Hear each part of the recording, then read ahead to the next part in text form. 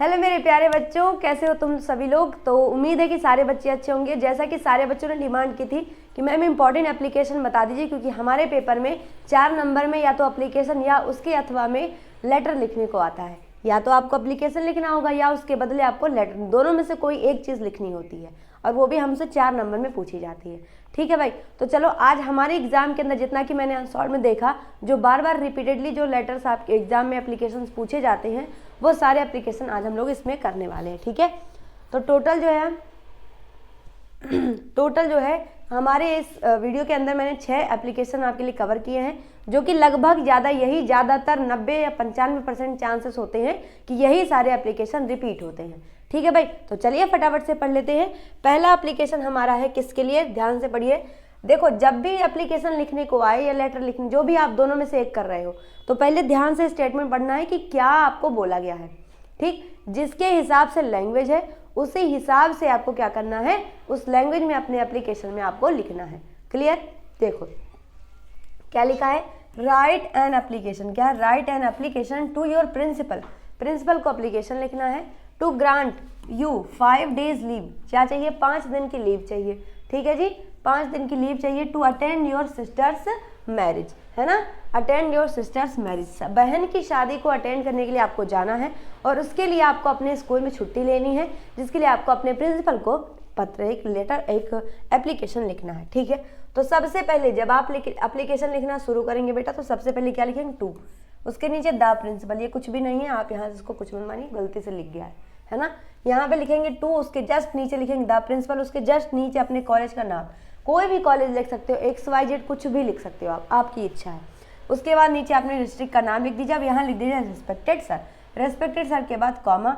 अब कॉमा देने के बाद आपको यहाँ से शुरू करना है एप्लीकेशन। जहाँ पे आपने ये कॉमा खत्म किया, जहाँ पे कॉमा किया है, उसके बाद आपको क्या लिखना है, एप्लीकेशन यहाँ से जस्ट इसी के नीचे से शुरू करना है।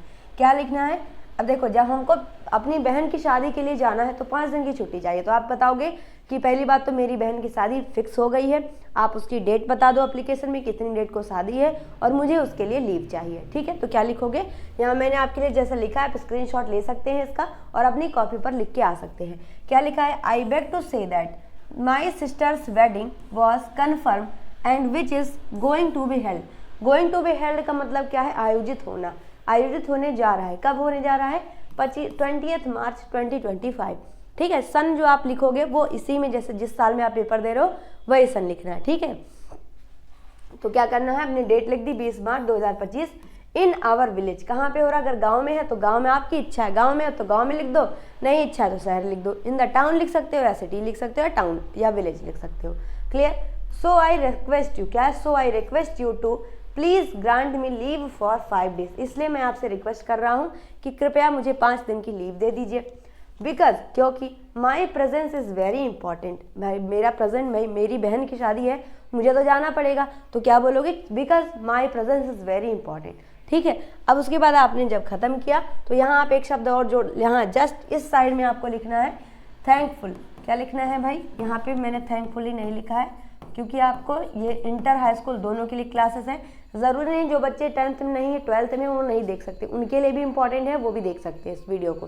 ठीक है, तो यहाँ लिखना थैंकफुली योर ओबीडेंटली XYZ, और क्लास 10th में हो तो क्लास 10th नीचे लिख दो, 12th में हो तो 12th लिख दो। क्लियर। तो पहला एप्लीकेशन आपको तैयार हो गया। पहला एप्लीकेशन क्या इंपॉर्टेंट है कि आपको अपनी बहन की शादी को अटेंड करना है और बहन की शादी अटेंड करने के लिए आपको स्कूल से छुट्टी लेनी है, जिसके लिए आपको उसको एप्लीकेशन लिखना है। क्लियर बेटा, चलो जी, क्योंकि बेटा समय कम मिल पाता है आपके लिए, हर चीज़ें मैं लाइव नहीं ला पा रही हूँ, तो इसलिए मैंने रिकॉर्ड कर दिया सेशन। ठीक है बेटा, तो देख लेना। अब दूसरा एप्लीकेशन इंपॉर्टेंट है किस चीज़ के लिए, फुल फी कंसेशन। क्या अपने स्कूल में आपको अपने प्रिंसिपल से अपना फीस कंसेशन करवाना है। कंसेशन का मतलब कम, फीस में आपको कमी करानी है, तो इसके लिए आपको उनको पत्र, एक जो है एप्लीकेशन लिखना है। तो कैसे लिखोगे, देखो क्या लिखना है, सबसे पहले बोला था टू द प्रिंसिपल, यहाँ लिखोगे टू, उसके नीचे द प्रिंसिपल, कॉलेज का नाम और यहाँ अपना डिस्ट्रिक्ट लिख दिया। यहाँ पे आगरा मैंने लिख दिया है। ठीक है, अब सब्जेक्ट यहाँ पे अगर मेंशन करना चाहो तो सब्जेक्ट भी मेंशन कर सकते हो किस लिए एप्लीकेशन लिख रहे हो। Application for full fee concession, subject क्या है हमारा, application for full fee concession. ठीक है, जैसे अभी शादी वाली बात थी तो यहाँ लिख देते application for my sister wedding, है ना, तो आप इतना लिख सकते हो। अब देखो शुरू कैसे करना है, यहाँ आपने लिखा सर या रिस्पेक्टेड सर। अब यहाँ लिखोगे respected sir, I beg to say that my father is a very poor and a small farmer. भाई तुमको फीस कंसेशन करवाना है तो क्यों कम करवाओगे, क्योंकि आपके पिताजी क्या है, किसान है। सीधा सा एग्जाम्पल, बहुत गरीब है, उनको ज़्यादा उनके पास अर्निंग नहीं है, इसलिए आप फीस कंसेशन करवा रहे हो, है ना। तो आप उसमें अपने फादर की, भाई ज़रूरी नहीं है कि आपके फादर एक्चुअल में वो हैं या नहीं है, लेकिन बेटा जब आएगा एप्लीकेशन तो आपको ऐसे ही बना के लिखना होता है। क्लियर? कोई कन्फ्यूज़न अगर हो तो कमेंट में ज़रूर पूछ लेना, ठीक है। अब देखो क्या है कि respected sir, I beg to say that, मैं ये कहना चाहता हूँ कि my father is a very poor and small farmer. He get a small pay of ₹5,000 per month. उनको पर मंथ 5,000 रुपये मिलते हैं। With a family of 6 members to support. अब उनको क्या है, 6 मेंबर हमारे परिवार में, भाई मेंबर ज़्यादा हैं तो 5,000 रुपये क्या है आज के ज़माने में।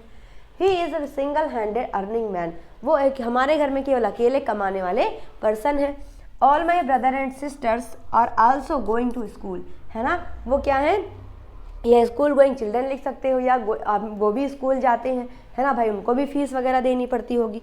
अब आगे देखो क्या लिखा है, दे ऑल्सो गेटिंग, क्या लिखा है कि they also getting some fee concession in their college, और उनको भी अपने स्कूल में फी कंसेशन मिला हुआ है। एज यू नो, आप जानते हैं जैसा कि I perform very well in the last examination. मैंने पिछले एग्जाम में बहुत अच्छा परफॉर्म किया है, और मैंने कितना परसेंटेज गॉट किया है, तो I got 90% in my examination. So I request you to grant me full fee concession, full fee concession, ठीक है। तो आप ऐसे लिख सकते हो। उसके बाद लास्ट में आपको फिर वही लाइन रिपीट करनी है, योर ओबिडेंटली XYZ, और क्लास 10th में हो तो क्लास 10th लिख दो, 12th में हो तो क्लास 12th लिख दो। क्लियर है? आ गया समझ में? आपको अगर फीस अगर कंसेशन करवानी है तो आप कैसे उसको लिखोगे। क्लियर है बेटा? चलो अब तीसरा लेटर, 6 कुल मैंने आपके एप्लीकेशन लिखे, तो 6 के 6 एप्लीकेशन बेटा तैयार कर लेना। अब देखो अगला क्या है, हमें क्या करना है, write an application to the principal of your school requesting him to give your transfer certificate, है ना। हमें स्कूल में लिखना है अपने प्रिंसिपल को एक एप्लीकेशन, जिसमें हमें क्या चाहिए, अपना ट्रांसफ़र सर्टिफिकेट चाहिए। अब देखो ट्रांसफ़र सर्टिफिकेट हमको किस कंडीशन में चाहिए होती है, या तो हम कहीं और पढ़ाई करने के लिए जा रहे हो, या फिर हमारे फादर का कहीं ट्रांसफ़र हो गया जिसकी वजह से हमारी फैमिली दूसरी जगह जाएगी, तो हम तो यहाँ पढ़ नहीं पाएंगे, हमको दूसरी जगह शिफ्ट होना पड़ेगा, जिसके लिए हमको ट्रांसफ़र सर्टिफिकेट चाहिए। तो सबसे अच्छा रीज़न आप ये दे दो कि मेरे पिता एक गवर्नमेंट एम्प्लॉय हैं, मतलब एक गवर्नमेंट जॉब एम्प्लॉय हैं, वो सरकारी नौकरी करते हैं, और सरकारी नौकरी में आपको पता है ट्रांसफ़र बहुत होते हैं। तो आप लिख दो कि मेरे फादर एक सरकारी एम्प्लॉय हैं, और जिस कारण से मेरे फादर का ट्रांसफ़र किसी जगह दूसरी जगह आप मेंशन कर सकते हो, आपकी मर्जी। यहाँ तो मैंने आगरा टू दिल्ली मेंशन किया है, आप उस कुछ भी मेंशन कर सकते हो, है ना। तो आप लिख दोगे कि भाई उनका ट्रांसफ़र हो गया, जिस कारण हमारी फैमिली भी उनके साथ रहेगी, जिस कारण मुझे भी वहाँ रहना पड़ेगा, तो मैं यहाँ पर स्कूल में आपकी नहीं पढ़ पाऊँगा, इसलिए हमको TC चाहिए। TC माने ट्रांसफ़र सर्टिफिकेट।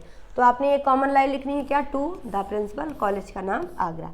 यहाँ पे आगरा की जगह कुछ और लिख सकते हो, कोई दिक्कत नहीं है। आप अपना डिस्ट्रिक्ट लिख दो, वो सबसे बेहतर है। ठीक, आगे देखो, sir I wake to say that I need my transfer certificate because, क्योंकि my father have a government job, मेरे पिता की गवर्नमेंट जॉब है, and he had been transferred from Agra to Delhi, so my family and I will settle in Delhi from next month. इसलिए मैं और मेरे पूरा परिवार अगले महीने से वहाँ पर सेटल होने वाला है। So I need my transfer certificate, so I request you to grant give me my transfer certificate. इसलिए मैं आपको रिक्वेस्ट कर रहा हूँ कि आप मुझे मेरा सर्टिफिकेट दे दीजिए। ठीक है, अब यहाँ पे आपने लिख दिया थैंकफुली, यहाँ ज़रूर भाई यहाँ पे थैंकफुली ज़रूर मेंशन कर दीजिएगा। ठीक है, थैंकफुली योर ओबीडेंटली XYZ और क्लास 10th। ठीक है भाई, क्लास 10th नहीं लिख सकते हो तो आप क्लास 12th में अगर हो तो क्लास 12th मेंशन कर देना। क्लियर बेटा? तीनों एप्लीकेशन समझ में आ गए। बहुत ज़्यादा वीडियो बड़ी नहीं होगी, मुश्किल से 20 मिनट की होगी, तो ज़्यादा अच्छे से आप अच्छे से इसको देखना और सारा एप्लीकेशन ज़रूर तैयार कर लेना बेटा। ठीक है, क्योंकि आपको मैंने पता है कि एप्लीकेशन या लेटर दोनों में से कोई एक चीज़ लिखने को आती है। ठीक है, तो आप बेहतर एप्लीकेशन लिख दो, कम से कम शब्दों में लिखना होता है और नंबर उतने ही मिलने हैं, और परफेक्ट आपको पता है कि हाँ कन्फर्म इतने पे एप्लीकेशन आती है, तो आप उसको तैयार करके जाएँ। ठीक है, चलो write an application to the warden. अब मान लो यहाँ एक एप्लीकेशन आया है जिसमें आपको क्या करना है, आप मान लो हॉस्टल में रह रहे हो, ठीक है, और हॉस्टल में रह रहे हो तो हॉस्टल में अगर जो रहता है उसको पता होगा नियम कि ज़्यादा बाहर आना जाना मना होता है ना।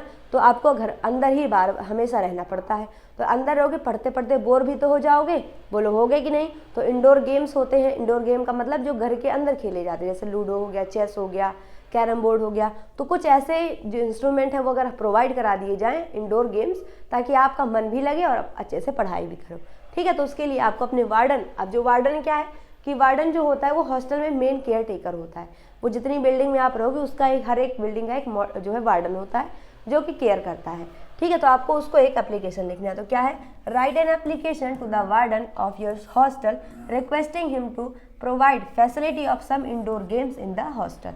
तो क्या लिखा, टू। अब यहाँ द प्रिंसिपल मत लिखना, द हॉस्टल वार्डन है ना, हॉस्टल के वार्डन को लिख रहे हो तो हॉस्टल के वार्डन को यहाँ लिखना है, फिर जिले का नाम, फिर सर। अब यहाँ नीचे क्या लिखना है, रेस्पेक्टफुली वी वांट, हम बताते चाहते हैं कि we want to invite you your kind attention, मैं चाहता हूँ कि आप मेरी बातों पर ध्यान दें। किस बात के लिए ध्यान देंगे, टू द फैक्ट, इस बात पे, that there is no arrangement of indoor games in our hostel, यहाँ पे हमारे हॉस्टल के अंदर कोई भी इंडोर गेम का अरेंजमेंट नहीं है।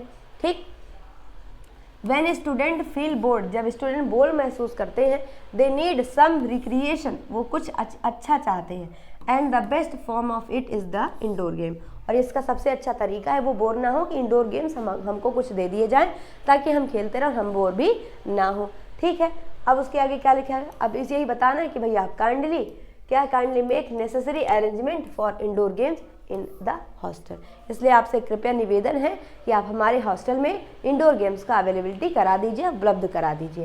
ठीक है, यहाँ लिख दिया thanking you yours obediently XYZ class 10th। ठीक, क्लास 12th में हो तो यहाँ क्लास 12th में लिख दोगे। बोलो आ गया समझ में, तो स्क्रीनशॉट बेटा लेते चलना हर एक। ठीक है, चलिए बहुत बढ़िया, आगे बढ़ते हैं हम ना। चलो अगला है कौन सा, 5वां है, कुल 6 हैं और 5वां नंबर आ गया। 5वां क्या है, write an application to your principal of your college requesting him to provide some more furniture to your college. उनको क्या, तुमको लिया भाई, देखो प्रिंसिपल हैं तो उनको क्या करना है, तुमको रिक्वेस्ट करना है कि हमारे यहाँ फर्नीचर की थोड़ी दिक्कत है, तो फर्नीचर हमारे यहाँ कुछ ज़्यादा अवेलेबल करा दीजिए। तो आपने यहाँ क्या लिखा, टू, फिर द प्रिंसिपल, फिर अपने कॉलेज का कोई भी नाम लिख दो कॉलेज का, फिर आगरा, यहाँ आगरा की जगह अपने डिस्ट्रिक्ट का नाम ज़रूर लिखिए। ठीक है, आगे देखो क्या लिखना है, sir respectfully I beg to say that I am a class 10th student of your college.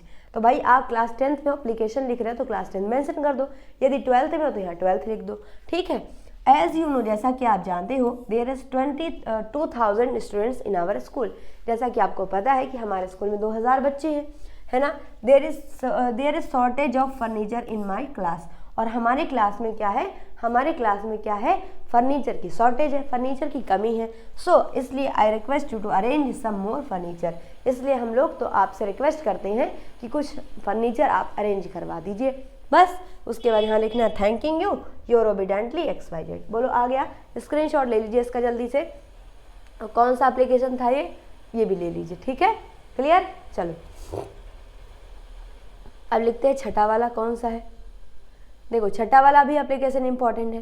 क्या है ये, write an application to the principal of your college requesting him और her to improve the condition of your college library. जो college के अंदर library होती है उसकी हालत को इम्प्रूव कराने के लिए आपको एप्लीकेशन लिखने को दिया जा रहा है। ठीक है, अब कैसे लिखोगे भाई, तुमको पता है टू द प्रिंसिपल कॉलेज, ये तो आपको सेम लिखना है। अब इसमें लिखना क्या है, बहुत ध्यान से बेटा समझना, क्योंकि एक एक पॉइंट यहाँ का बहुत ही ज़्यादा इंपॉर्टेंट है। क्लियर है बेटा, चलिए जी देखते हैं आगे क्या पढ़ना है इसमें। तो क्या लिखा हमने, respectfully I beg to say that, ये बेटा लाइन तो सब कुछ इंपॉर्टेंट है ना, हर एक लाइन में ये इतनी लाइन कॉमन है। क्या है, there is very bad situation of our library of my college, यहाँ थोड़ा सा आप चेंज कर लीजिएगा, लिखेंगे कि there is very bad condition in our library. ठीक, इन फ्यू पास्ट 2 years, पिछले 2 सालों में हमारी लाइब्रेरी की जो हालत है वो बहुत ज़्यादा ख़राब हो गई है।